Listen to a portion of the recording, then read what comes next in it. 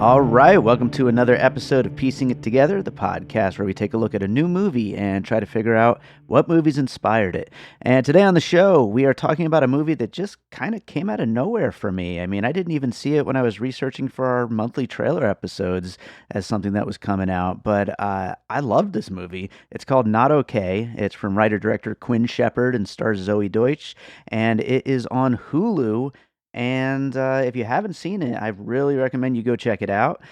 We have a great conversation coming up here with Kolby Mac. His first time on the show in like a couple of years, I think. So I'm really happy to have him back. We have a great conversation coming up. Lots of great puzzle pieces.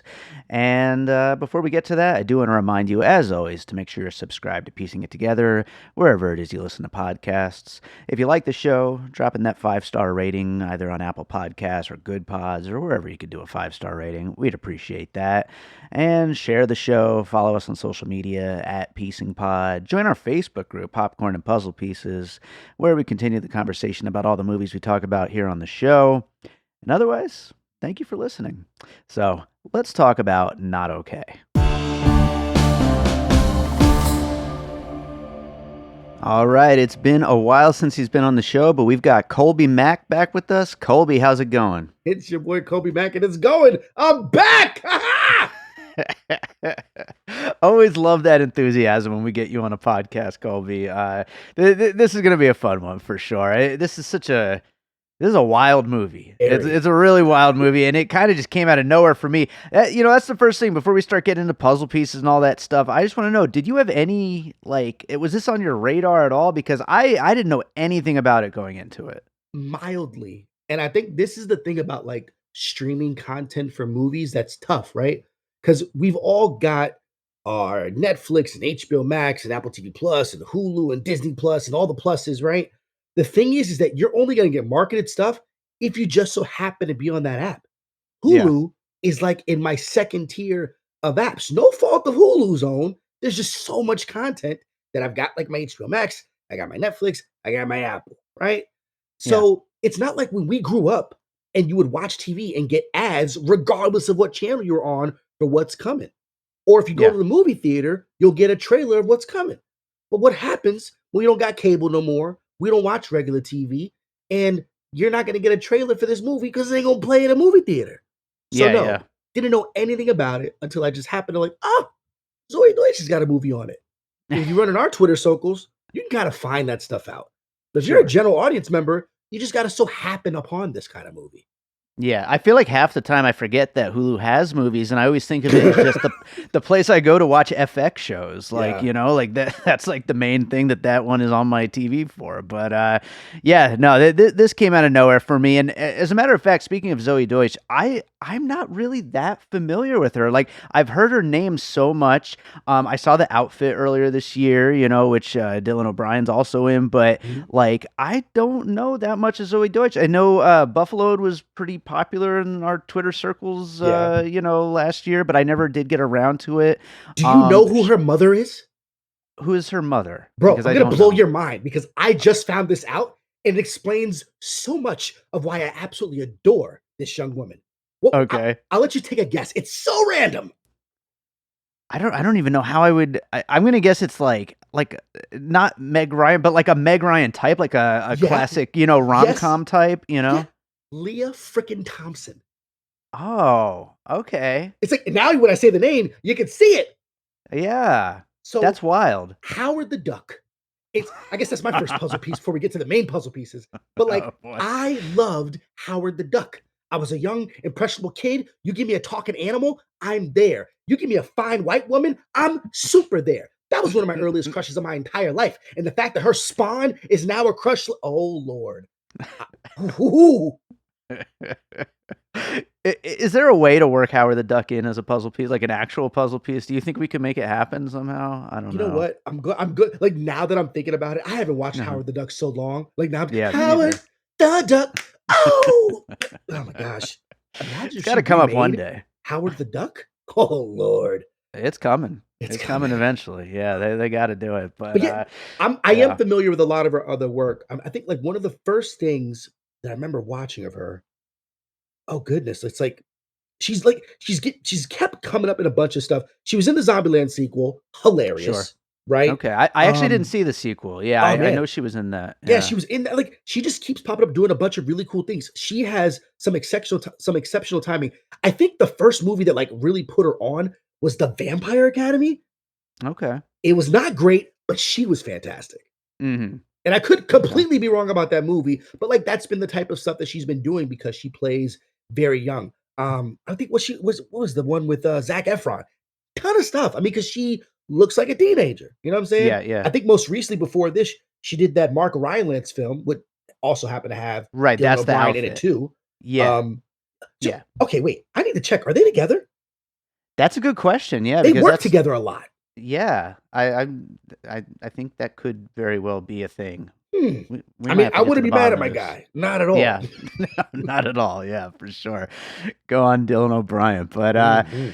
yeah. Well, let's start getting into some puzzle pieces, and we'll get into more about this movie along the way. I know I've got more pieces than you, so I'm going to go first. Mhm. With my first piece, and the one that came to mind immediately with this movie, and again, I had no idea what I was getting into when I started this thing, but the first thing that came to mind was Ingrid Goes West, the Mm. Aubrey Plaza, very, very dark comedy. Basically, when you take social media and you take loneliness and maybe a little bit of mental illness and maybe a little bit of narcissism and kind of just blend them all together. In Ingrid Goes West, things get a little more dangerous. This Mhm. is more self-destructive in Yeah. this movie and not okay. But they both show the dark side of what is, I mean, the most prevalent force in today's culture, which is social media and all the things that go along with that, whether it be influencers or whether it just be that yearning for real connection with other people. And people are like really disconnected right now, even though they seem to be so much connected because of social media, but it's all just so false. And these two movies really explore that in different, but like also kind of similar ways. And Ingrid Goes West is, I think, just one of the best movies of the last few years. And I feel like it gets slept on a little bit. Are you a fan of that movie? Man, it's one of those like it's a movie that I believe is you can only catch it on Hulu if I'm not wrong. But like I kept Maybe. missing it, like because it came out in a weird time where it wasn't pushed heavily, right? No, it It's wasn't. like it's Yeah. definitely like a hardcore indie film. Like I remember the poster distinctly. Like, is it like O'Shea Jackson Jr. on the Yeah. poster? Oh Okay, yeah. Yeah. yeah. So He's so good in it. is he? Oh my gosh! Like Yeah. I'm a fan of that guy. Aubrey Plaza. I don't want to say she's hit or miss, but I know like her brand of humor is Hmm. like it's got to be your cup of tea or it isn't. Sure. Yeah. She did a film that I got a chance to watch. I think it was back in Sundance, matter of fact, that like completely didn't do it for me. Hmm. I have no idea where that thing is at. And I was like, okay, you know what? But I like some of her other choices because there's Ingrid Goes West, and I feel like there's another film that's of that ilk that's also like that similar vein. I do want to watch it. And I'll say this: if you're catching a puzzle piece of that based off of Not Okay, that really does intrigue me because that like that lust for fame, it can Hmm. be like the thing that just absolutely just tears you down, right? Or it can like really, really build you up. And I think that this movie, Not Okay, takes that and subverts it wildly. Sure. Absolutely. And, on this podcast, we can get into all the spoilers we want. And I'll just say, like, one of the things that I love about Not Okay, and this may come up in other puzzle pieces as well, I think it definitely fits for Ingrid Goes West. I'm not going to spoil it just because you haven't seen it, but uh, things get very dark, and we do not allow them to not be dark. You know Mhm. what I mean? And Yeah. Not Okay. Our character does not get a redemption arc really, and Ingrid Goes West stays similarly dark throughout the whole runtime. And I think that's great. Not enough movies allow a character to kind of sit and stew in that negative space. Really. Dang, I Yeah. like that. Well, what do you got for your first piece? Oh man, it was so crazy because like when I watched this movie, like instantly, a movie that like I happen to really really love, but totally got bagged on, and I don't really understand why. But I'm gonna go with Dear Evan Hansen. Sure. Absolutely. You know what? Okay, let me just say I was I guess I was scared away by my fellow critics. I did not see Dear Evan Hansen, but Oh, I've seen it mentioned though as another movie that definitely I think is going to fit. Tell us a little more about Dear Evan Hansen and how you saw the connection here. Yeah, I mean, it's one of these films where it really just kind of like knocked me on my feet, right? Because it's a film about a kid who essentially gets caught up in a lie that spirals out of control. And Mm, in this instance, it's a musical. And it's an extremely amazing musical. I think where people kind of felt a bit apprehensive about watching it was that the makeup application on Ben Platt, yeah, essentially, the makeup was to age him down to a high school guy. Now, Ben Platt, granted, he's been of like, Broadway fame and things of that nature, exceptional vocalist. I know him for Pitch Perfect, in which that movie's about a guy who's like a freshman in college. You don't got to sure. do nothing crazy to age somebody down, but like the makeup was not the greatest. But I will say, after a while, he becomes this character of Evan Hansen, this lonely boy who literally is grappling with bouts of suicide and depression. And, he has a chance encounter with a kid that's kind of on a similar path who does end up taking his life. And that Hmm. chance encounter gets misconstrued for the only friendship that that young boy had. And his family kind of adopts Evan Hansen as this guy who may have some insight to their troubled son. And the thing is, that lie that he ends up perpetuating completely accidentally, right? Um, Makes him so much bigger than himself, where he keeps playing along because it's kind of the right thing to do. But then the change that he goes through, this metamorphosis, right? It becomes so much more artificial. He's growing, but essentially it's only based off of that lie. Where Yeah. similarly, you have, with this character, not okay, where I would say conversely, the lie that she perpetuates is not by accident, right? Hmm. It's completely of her own volition, and it's for absolutely just kind of like horrible means. But the Yeah. beautiful thing is that like I can see in both these characters, they're both just trying to find themselves. You know, Sure. they're both doing it in very unhealthy ways. Very different than you get at the end of Dear Evan Hansen is that he has to combat telling the truth. And that's what we want from our protagonists. We want Yeah. our protagonists to be faced with how they overcame the conflict and how were they changed in the end. I think in Not Okay, what knocked me on my butt on how great this movie is how much that the director and writer chose to subvert our expectations by delivering a really unique satire that not only has our protagonists have to contend with the truth, but does not rob them of the venom that it comes with it. And I think Sure. one of the lines that just like completely took me over, and I had to write it down because the young actress, oh my gosh, what's the chick who was the school shooting survivor? Remember her? Mia Isaac is the actress. Rowan is the character. Fantastic. This young Oh this yeah. young woman is right, and it's just like she says at the end of the movie, maybe one day I will forgive you, but we will never be okay. Hmm. And usually you'll find with protagonists of these types of films, especially about lies that kind of spiral out of control, that they get redeemed. Yeah. And we get a film in which there is no redemption. Yeah. And that is amazing because that's not the type of films that we get in 2022. Yeah, no, absolutely. That is one of the things that I like the most about the movie for sure. And it's so funny that this lie that Zoe Deutch tells really is just to get with Dylan O'Brien. Like Yeah. it's not for fame at first. Like that all comes with it. Like, and that's kind of like a side effect of it, the fame and the success and the social media influence and all that stuff. But really, she just wants this guy. Yeah. And it's like such a like a low stakes lie, but it turns so big, and yeah, it's ridiculous. But yeah, as for Dear Evan Hansen, though, I think that like the lie just constantly almost like a boulder like rolling down the hill and it's just Yeah. picking Picking up up steam. steam. Mhm. Yeah, yeah, absolutely. I think that that's great. I'll go to my next piece, which is another lie centric movie, and that is Easy A with Emma Stone.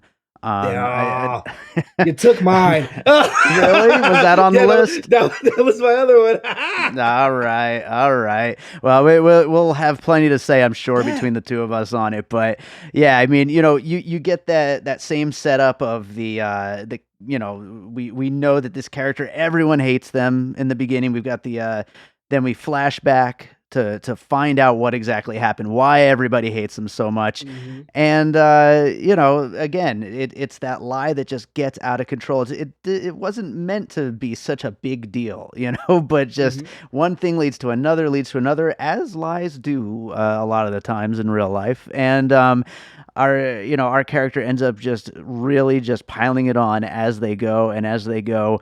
It's a fun movie. Yeah. Colby, what do you have on Easy A? So the thing is with Easy A, you have Emma Stone as a central protagonist who is likable, which is so opposite to what we get with Zoe Deutsch's character, Not Okay. From the Sure. jump, she's a poser and super unlikable. But it's Yeah. kind of hard for me not to see some of the parallels where you have something that gets bigger and you're trying to contend with like the way that this young woman is trying to like high school is a very it's like a zoo, right? And the Sure. way that this office is presented is just like that. And I Yeah. can't tell. I mean, what's the name of her magazine is called? Oh my god, what is it? It's depression. Oh, Goodness gracious, depravity? Maybe depravity, right? depravity. Yeah, And it yeah. seems so on the nose, like essentially what you have with Episode's character, and so much of like the inner workings of that office felt like high school to me. But I know that Sure. this movie is about essentially, an office, but really, how much difference is office like than the constructs of how high school and college life is? So that's what Oh like yeah. brought it to me. So like having Emma Stone as a central character, the same thing with Zoe Deutch, that's what was like speaking to me. In a lot of films, especially with like a lead protagonist who's a female and kind of going through social hierarchies, because like even Zoe Deutch, she wasn't even accepted by, as she quotes, the gays, Yeah. so it was really, really interesting to kind of see that parallel. But once again, just it was packaged like I did not expect this movie to be a satire. I had no idea going in of Sure. what it was really commenting on. And I think Yeah. it did it in a way that was like just the right amount of subtle, but still super impactful too.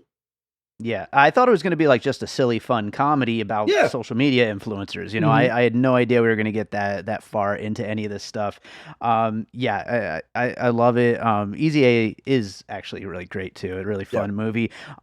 Since you brought up the unlikable main character, I do wanna mention that, opening pre-credit moment where we're given the content warning, flashing lights, and also an unlikable female protagonist, which has caused a little bit of confusion on Twitter and Mm. various places where people just, people's media literacy nowadays is just so bad and like they just don't know how to take things. It did make me think of a movie though where I was somebody who kind of couldn't take the main character, and that was I Care a Lot from a couple of years ago with Rosamund Pike. Wow. Okay. Yeah, and I know a lot of people when that movie came out, they're like, "Come on, why can't you watch plenty of movies with guys that are unlikable. Why can't you watch this movie with this woman that's unlikable?" I still think it's a little bit different because she's robbing old people of their retirement money. Like Yeah, I it's get like that. it's a little too much. This is a great unlikable main character that happens to be female. Not okay. I think Rosamund Pike's character in I Care a Lot is just a little bit too much over the edge, but still, I think the idea in the air of it's in the zeitgeist right now of women being judged differently than men. I Yeah. think is something that's kind of at the forefront of making a movie like this, of Mhm. making a movie centered around a character that is so unlikable that they actually felt it would be worthwhile to put a joke before the credits start. That get ready because this main character is going to be horrible. So turn it Yeah. off now if you can't handle that. So I thought of I Care a Lot also as a puzzle piece here. Nice. Okay. Yeah. It's a weird one. It's kind of out there. But what do you got for your next piece? This character was likable, becomes unlikable, and what the archetype is for the type of movies that we would probably think Not Okay would be, Hmm. it's Mean Girls. Sure. We talked about like having the social hierarchy with high school, and Mean Girls is probably one of the definitive high school comedies, at least of for millennials, right? You've got your 80s and like classics and things of that nature. You got your 90s ones like Can't Hardly Wait and stuff like that. But for like 2000s kids, it's got to be Mean Girls. The really interesting thing is how you take this young girl from another country that gets dropped into a zoo of high school and then quickly becomes the thing that we're all supposed to dislike, and how easy it Mhm. is to get caught up in the fame of being infamous, right? There Sure. wasn't social media in the 2000s, but we did have these burn books. What's the difference between a burn book and Instagram, right? Sure. It was all pretty much the same thing. It's about like, who looks better than who and who can bag on somebody else. And all the clout that Caddy was trying to be able to get for herself is the same thing like the clout that Zoe Deutsch's character Not Okay is chasing. Now she's doing it in like one of the most horrible ways, and she has opportunities to be able to redeem herself or to kind of turn away. I mean, we think about the specter of the terrorist that keeps popping up throughout the film, right?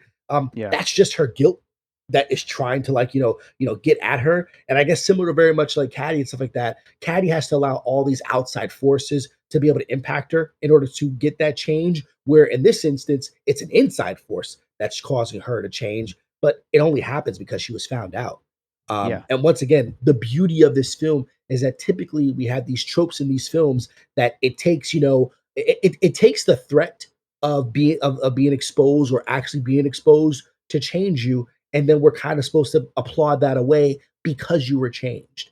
And Yeah. in this instance, that happens, and you kind of think like she has a note in her hand where she was about to do the same thing. Because in no way in this movie do we actually ever see her character experience remorse for what No. she did, No. Not at you all. know?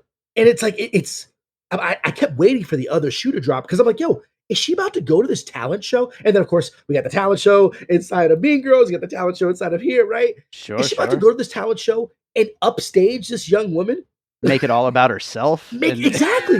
yeah. Like I'm so surprised, and like I had to do some research into the writer director. I'm like, yo, is this like there's no way? Oh, she's a white woman.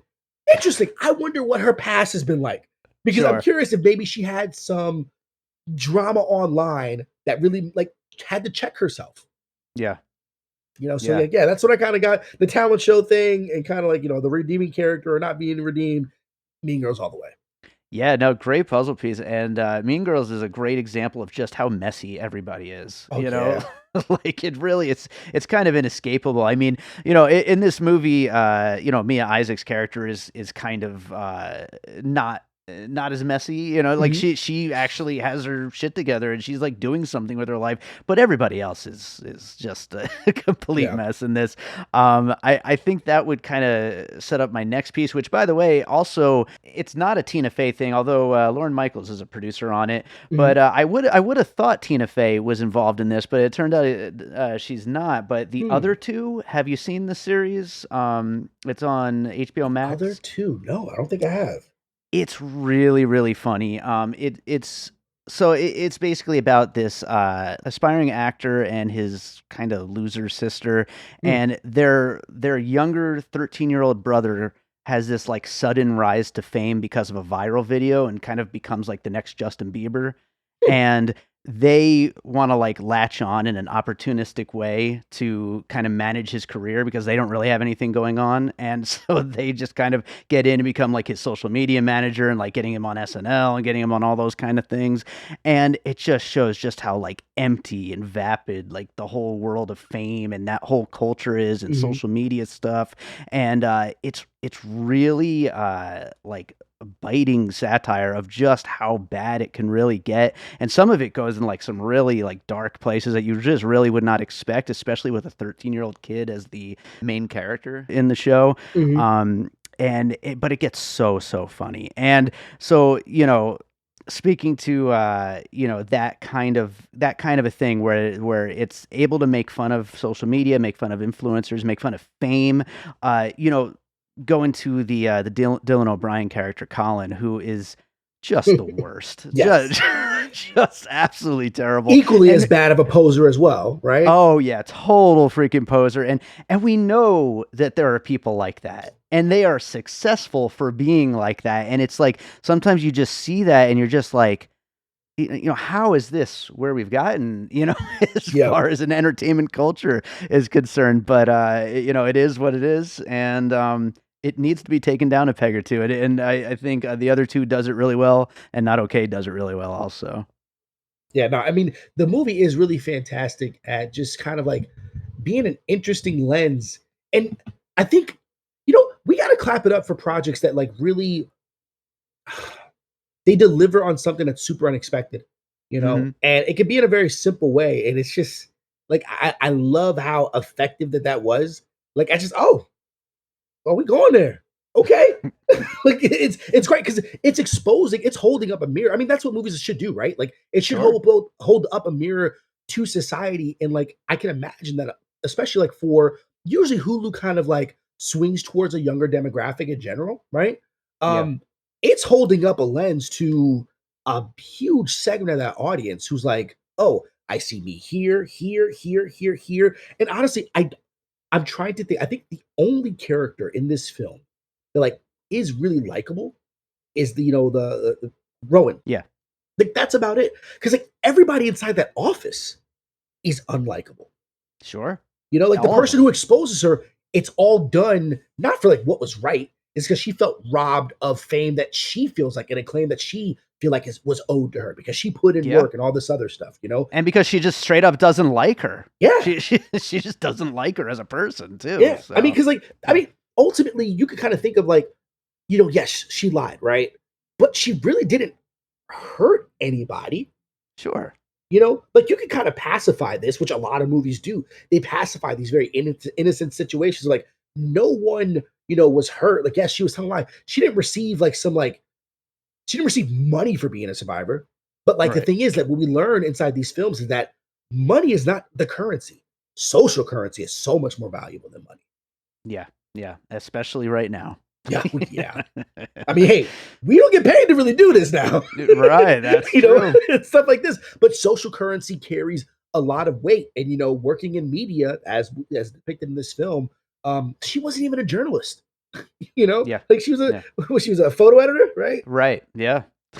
Pretty good one. I mean, The she the sold the perfect pictures. crime. Yeah, absolutely. Well, do you have any more pieces you wanted to bring up? Oh man, just only one, and it's gonna be super random as well, which is always Okay. great. Like that's what I love about doing this podcast. Because like even in the midst of talking and conversation, you could think of like all these different pieces that make sense, and then there's themes that make themselves really, really relevant. How to Sure. lose a guy in 10 days. Okay. Yeah, yeah. One, check this puzzle piece out, right? We have Hollywood stars, born from Hollywood stars, and Kate Hudson and Zoe Deutch. Oh damn, Sure. right? There we Yeah, go, yeah. right? And interestingly enough, it's essentially now that's a bet movie, right? And we know about the bet movies where you make a bet, kind of see how it plays out, but the lie that's derived from that bet, becomes bigger and bigger and bigger. We have Kate Hudson's character essentially perpetuating a lie in order to grab a guy, and the guy is kind of doing the same thing, but they're both getting more involved than what they want to. Same thing that you have, with Danny. She's getting more involved than really what she wants to, but she's so addicted in this instance to all the benefits that she gets from it. And I think really, I would say at the end of the film, Inside of Not Okay, you really do have like see her kind of contend with, I'm not okay because like I don't like myself. Yeah, And yeah. she likes the veneer that she's creating online. Like that Yeah. is so much more attractive. That's what she wants, right? And of course, they both kind of work at media. And I think like the biggest puzzle piece is that they're both writers, or in this instance, Danny becomes a writer. Regardless of the lie that was created, they both spun an incredible story from it. Mhm. Like that's what kind of put, I guess, Kate Hudson's character on the map. It's like it was really big about getting this story. The story that she ends up writing, even though it's from a lie, it was super impactful in the start of the movement. Hashtag I'm not okay. Yeah. You can't take away the power from that. Yeah. So like it's interesting that we have this movie that is talking about the perils of, social media and clout chasing and posing, but there's still good to be mined from it. Because Sure. without that lie, you wouldn't have got that hashtag I'm not okay. And you remove like how the weight of what it was doing for people that needed that. Yeah. No, absolutely. There was a point in this movie where I thought Rowan was going to have some kind of lie Yeah. that like was going to expose like maybe the sister wasn't real. That was what I was thinking. Mm. And like when I had that thought, I was like, I love dark movies and like that would be super dark and like that's great, but at the same time maybe it wouldn't have fit well because it needs Yeah. like a shining light, you know what I mean? It needs Mhm. somebody, and by the end of this movie she is so like reinvigorated Oh, to yeah. like get back out there and like just brush this whole situation off, and she is going to be better than okay by the end of the movie, and that is a really positive thing in the middle of it all. It is, and I gotta say, I mean, I've watched thousands of movies, and anytime that you get like as a theater kid, I love showpieces inside of like a cinematic feature, and Hmm. I can't. This could be hyperbolic. This is one of the best written spoken word in cinema ever. Yeah.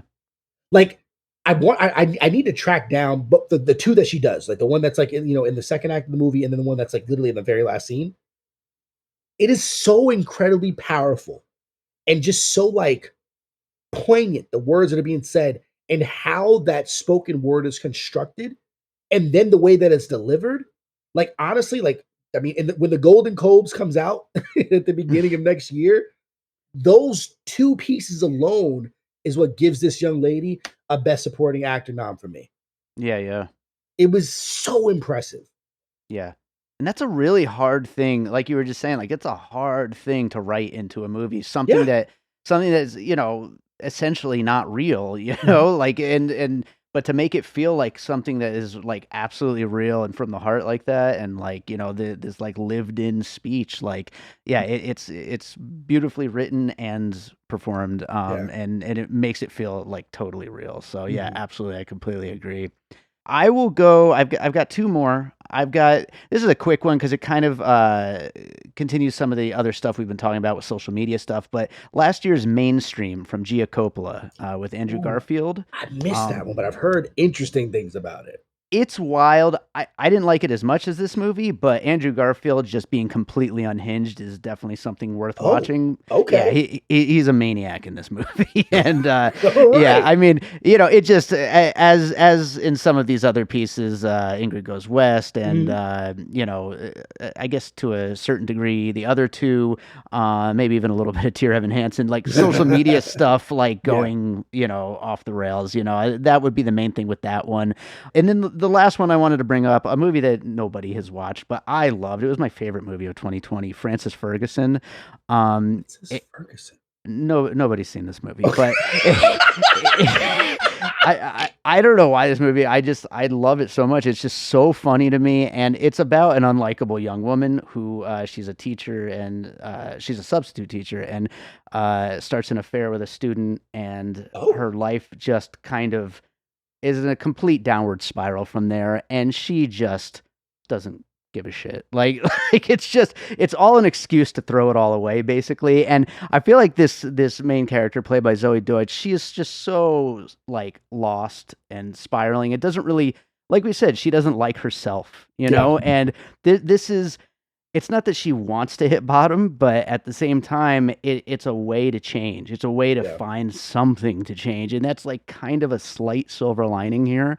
So, it definitely made me think of the main character in Francis Ferguson's journey, and also there's some really truly great, awful group therapy scenes in Oh. Francis Ferguson. So you got some of that here as well. Yeah. I read after the fact. I didn't even like recognize her, but one of the women in the group therapy is somebody who this basically happened to. Oh, wow.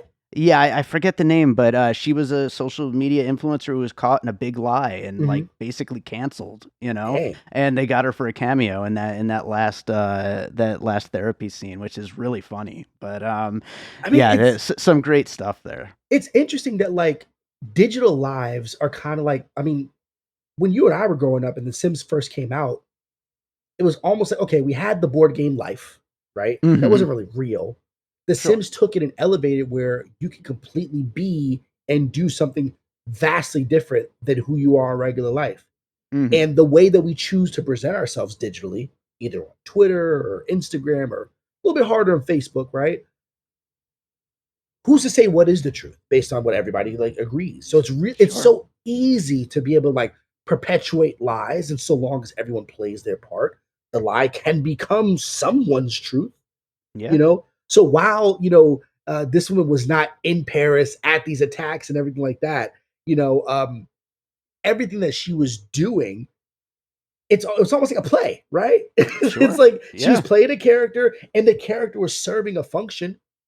Like she was like, it's interesting, but also it's like it's also interesting how many people can do the same thing. Yeah. Like it's oh man, this And movie it's is wild. it's not new either. I saw this outtake from an interview with Ice-T the other day. This is totally a random aside, but he was talking about how when he first got famous, like he had no idea that everything happening in rap videos was fake. And Mm, like when he got to the set, like the all the hot girls, their boyfriends were just right off camera, just like and just waiting for them to finish the shoot. yep. And like it's all made up. It's just the whole celebrity culture. It's just Yeah. it's full of that, and now everybody's a celebrity, so of course it Yeah. extends to everybody else. Yeah, no, I So mean, this the movie is a really like interesting, just magnifying glass, and it's funny that like Bodies opens up this week, hmm and it's really taking the same Gen Z examination, which a lot of this movie's about, and sure, it's going to examine some topics that seem very topical in the way that we relate to everybody.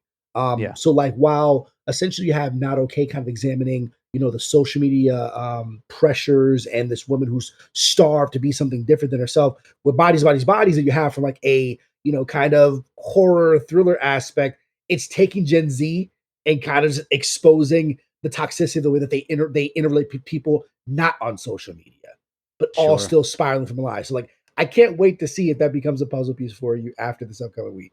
Yeah, yeah, I'm looking forward to that movie for sure. So Yeah, we man. we will see what happens with that. But yeah, I think that's about it with Not Mhm. Okay. Are there any other closing thoughts you had that you wanted to get in there before we wrap it up?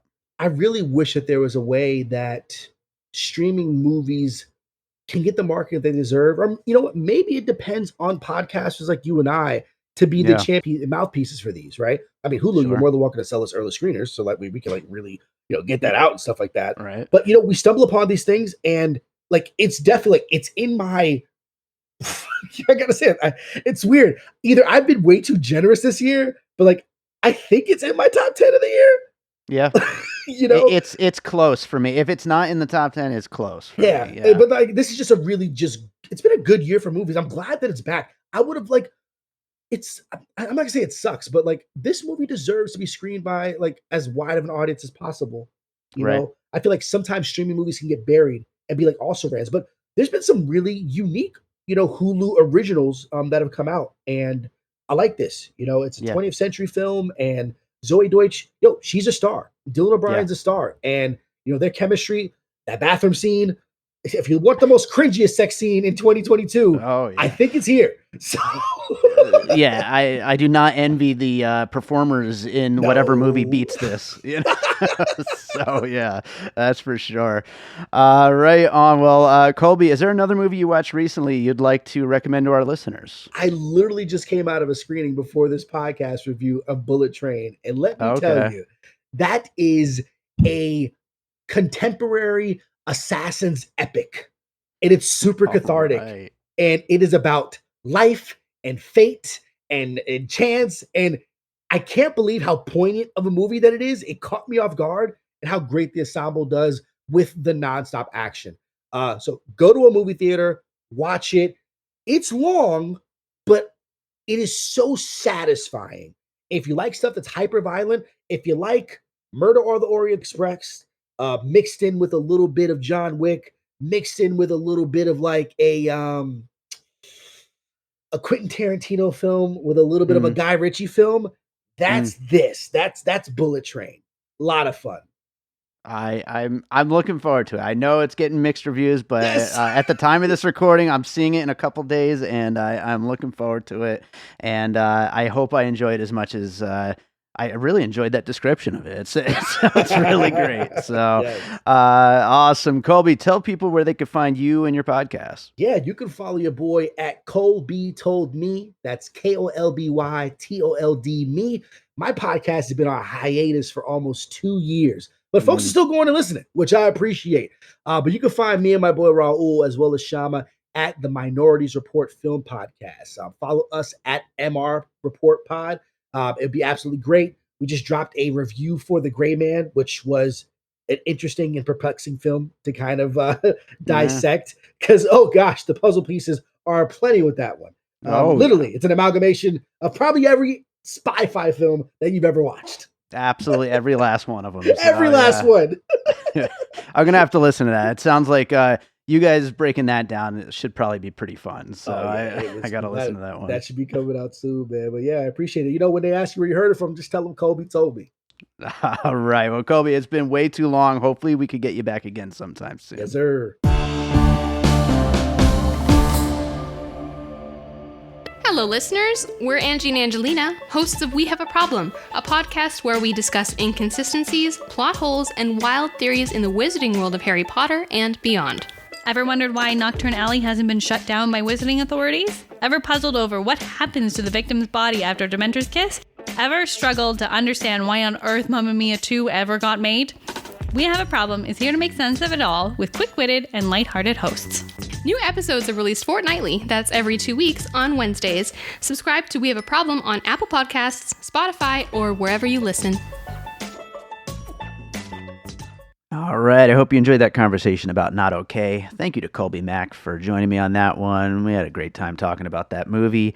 Thank you to you for listening to this podcast. And if you enjoy what we do here on Piecing It Together, we'd really appreciate it if you drop a 5-star rating on Apple Podcasts or Good Pods or wherever it is that you're listening. And of course, make sure you're subscribed. We've got a lot of podcasts on the way, lots of new episodes.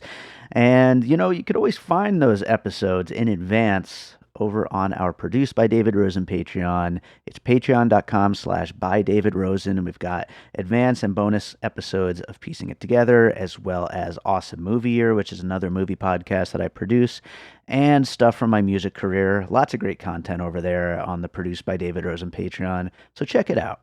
But you could also just make sure you're subscribed, hit the 5-star button, like, share, follow us on social media, all those things. Don't cost you a penny, but if you want to, you could subscribe to our Patreon too.